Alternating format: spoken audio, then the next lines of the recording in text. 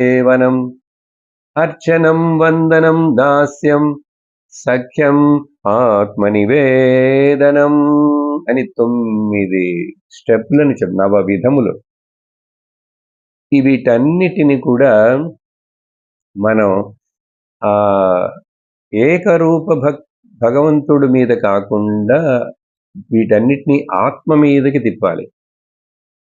ఆత్మను గురించి శ్రవణం చేయి, ఆత్మను గురించి కీర్తన చేయి.